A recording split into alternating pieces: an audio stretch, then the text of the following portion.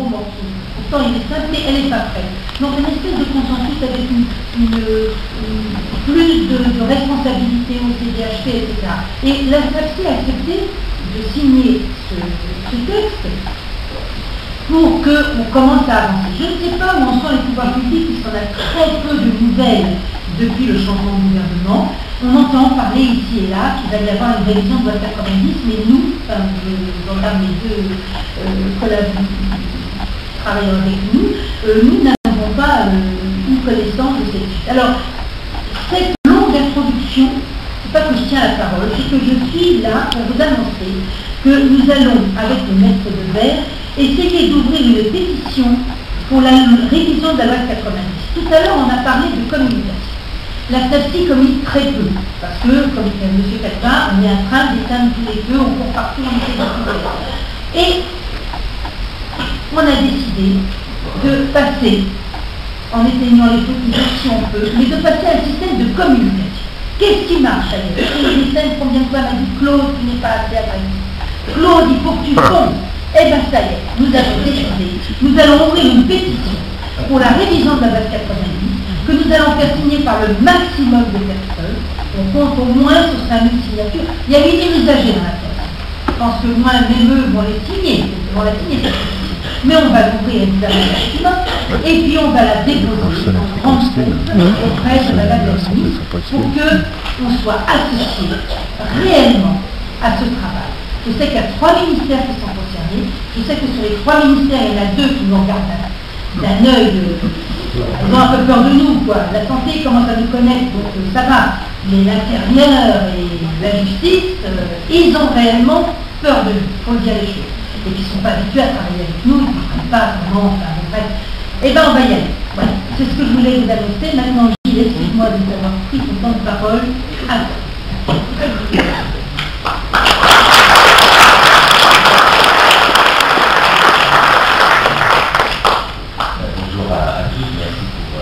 Pour l'invitation, pour se retrouver dans cette salle, je dis plein de choses.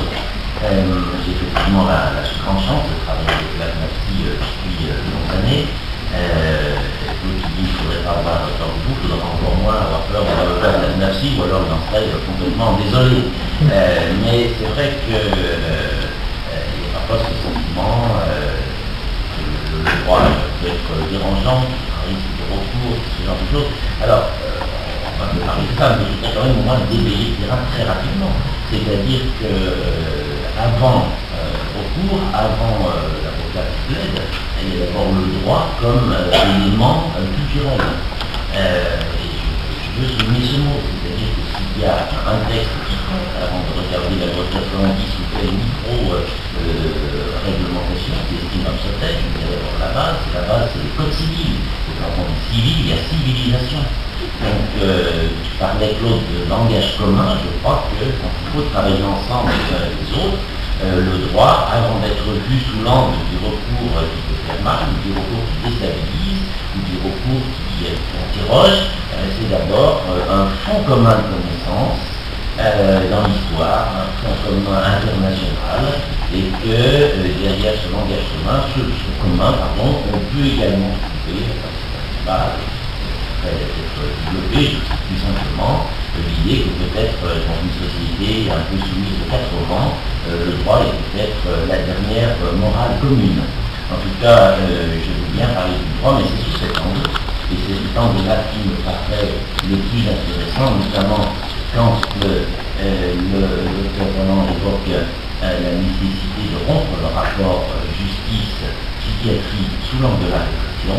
Il me semble qu'une saine réflexion sur ce qu'est la place du droit est tout à fait intéressante et que de ce point de vue-là, travailler dans le champ de la psychiatrie est très révélateur parce qu'on parle du sujet et on parle du sujet en état de fragilité. On parle du sujet qui parfois n'est pas en situation lui-même de faire valoir ses droits. Et que évoquer Claude de l'affaire de Toulouse, on pourra en évoquer d'autres. On se pose également la même question sur Toulouse, sur un autre aspect qui est le fait qu'à Toulouse, toute personne qui a fait la démarche a été indemnisée, c'est-à-dire reconnue par la justice comme victime, sauf les patients cibles de l'hôpital, pour lesquels les recours n'ont pas été engagés pour un certain nombre de raisons. Le procès s'avance, est-ce qu'on va se constituer partie civile ou ou non, est-ce qu'on va faire reconnaître ce droit au non-droit? Donc voilà, c'est très révélateur parce que si nos règles de droit ne sont valables que pour le sujet Gilles Devers, qui est une petite cinquantaine, qui est en bonne santé, et qui peut prendre le billet d'avion quand il veut pour se déplacer, c'est bien, mais c'est quand même pas forcément très intéressant. Alors c'est beaucoup plus intéressant quand on se dit, mais est-ce que notre règle fondamentale, celle qui est celle du creuset social, est-ce qu'elle est aussi valable à ce jour pour celui qui est l'être qui bascule, celui qui ne se pose même pas la question de la loi et même pas la question du juge parce qu'il est dans une situation où il n'est pas en mesure de savoir ni que la loi existe, ni que le juge existe, et encore moins que la Cour européenne des droits de l'homme est là comme une garantie essentielle. Donc la réflexion sur le droit, elle est utile si on la prend dans ce sens, et dans les idées de décloisonner, d'ouvrir, je voudrais dire que le Seigneur quand même est actif, et je suis deux initiatives. La première, c'est aussi un travail important fait avec la FNAPSI, en se nourrissant de toutes les expériences. Nous publions avec une petite phase de clause en début d'année un code des salles de soins, un code des soins en santé mentale, qui fait l'effort de piquer dans tous les aspects du droit, aussi bien le droit international, le droit civil, un petit peu le droit pénal, les droits de la sécurité sociale, le droit de la santé, pour montrer que ce droit de la santé mentale est de partout. Et qu'effectivement, si la souffrance psychique est de partout, ce droit aussi se porte tout autant. Deuxième notion, nous avons lancé sur Lyon et sur Montpellier, avec l'équipe de François Gallot, que les uns et les autres inspirent, des conférences très actives de l'Université de droit de Montpellier, donc avec la faculté de droit de Lyon, un programme universitaire pour enseigner le droit et la santé mentale. Nous sommes en train de voir comment opérer cela. Nous avons essayé de travailler maximum sur le e-learning pour ouvrir au plus grand nombre, mais cette relecture à partir du droit et du premier intérêt, et sur même ce qui est le cœur du raisonnement, c'est-à-dire l'être humain. On parle de la liberté ici, le respect, la protection, la défense hardie, la défense permanente des libertés, aussi dérangeantes soient-elles, absolument essentielles. Ceci étant, le raisonnement à partir de la souffrance psychique nous a amené à dépasser cette idée de la liberté pour dire qu'au-dessus de la liberté, il y a le principe de la dignité. Et que quand on associe l'idée que l'être humain est un être libre, on met de côté celui qui se trouve, du fait de la maladie, privé de cette liberté, ou avec un espace de liberté si réduit qu'il devient d'autant plus précieux.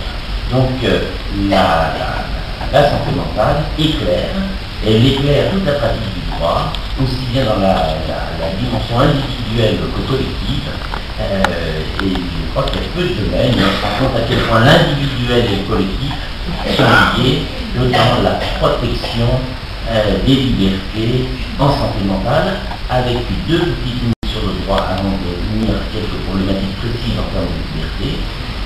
La première, c'est qu'il faut faire attention avec le droit à ne pas passer de ce oubli, ce qui a souvent été le cas, ce qui est le mépris pour le service du contentieux, qui est la porte au fond du pouvoir, à une adoration du droit avec le risque de la normalisation. Et je vois par contre ce basculement extrêmement rapide que je trouve inquiétant, qui est très bien analysé par les juristes par ailleurs, mais appeler le droit, c'est créer de la norme, et comment faire pour que cette norme deviendra un procédé de normalisation et donc d'exclusion. C'est un véritable débat, ce qui veut dire que s'il faut de la loi, s'il faut du droit, il faut aussi d'autres choses pour contrebalancer. La deuxième donnée a été évoquée, c'est cet abominable principe de précaution, qui doit rester limité à ce qu'il est, c'est-à-dire qu'il a pris petit à petit sa place dans le préambule de la Constitution, mais à l'origine, il venait du code rural, qui est un code tout à fait estimable dans un pays de paysans. Mais c'était par rapport à des risques géologiques tout à fait précis. Ensuite, ce principe estimable dans la lecture du droit en était est souvent interprété comme le prétexte pour ne rien faire. Alors que toute la culture du droit, toute l'analyse, par exemple, des évolutions sur la responsabilité, sur la solidarité, c'est la question de la prise de risque. On ne soigne pas sans prendre des risques, on ne vit pas sans prendre des risques. Et le rôle du droit, c'est pas d'enfermer, c'est de permettre la prise de risque à un ensemble de données. Donc le principe de précaution